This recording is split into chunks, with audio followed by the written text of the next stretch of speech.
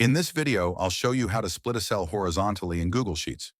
This is useful when a single cell contains multiple pieces of information and you want each piece in its own column. First, open your Google Sheet that has the data. For example, here is Employee Info column. Each cell might have multiple lines stacked vertically: name, job title, department, and email.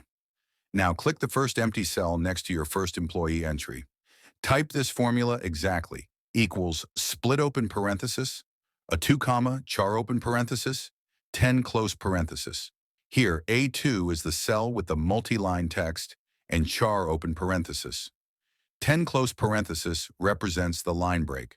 Press enter and you'll see each line spread across horizontal cells. To split the rest of the rows, click the small blue square at the bottom right corner of the cell you just filled.